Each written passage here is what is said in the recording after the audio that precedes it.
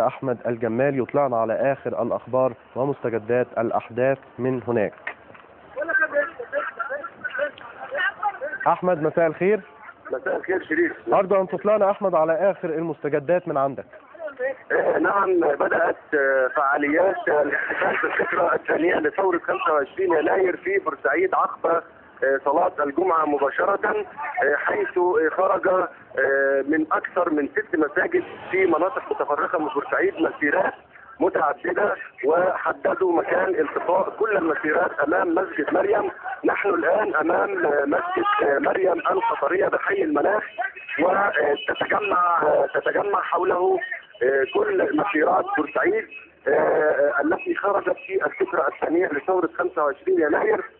كل المطالب كلها تصب في حالة تغيير المواد التي تم الاختلاف عليها من الدستور، وزيادة وتحديد الحد الأدنى والحد الأقصى للأجور والمرتبات، وعدم الاستحواذ على المناصب القيادية في الدولة، وفتح الحوار الوطني، وعدم التراجع عما يتم الاتفاق عليه.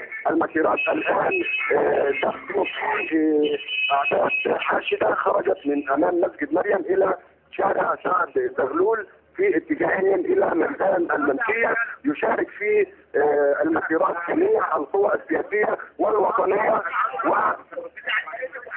ونزلت بقوات التأمين ونزلت. أحمد، عايز أسألك على تداعيات الحكم غدا في أحداث بورسعيد، المجزرة اللي شهدها استاد بورسعيد. هل هناك ما يشير إلى ذلك على أرض الواقع من خلال هذه التظاهرات؟ نعم، على مستوى قضية النادي، المصري. اليوم هو اليوم الرابع على التوالي الذي للمعتصمين حول سجن بورسعيد في الخيام التي أقاموها منذ 4 أيام، حرصا على المتهمين وتأكيدا على عدم نقل المتهمين إلى جلسة النطق بالحكم المحدد لها غدا السبت بالتجمع الخامس بالقاهرة.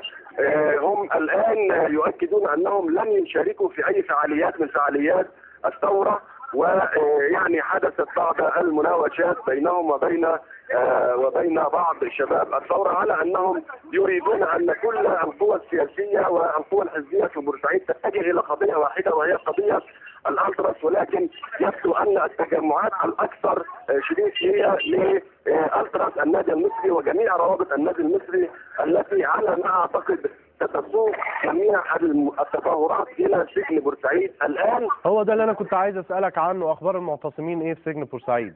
نعم، هم الآن يحيطون جميع مداخل ومخارج سجن بورسعيد من الشوارع المؤدية له، وخاصة شارع المعاهدة طريق محمد علي، وهو الطريق الرئيسي الذي يؤدي إلى طريق سفر طريق بورسعيد الإسماعيلية.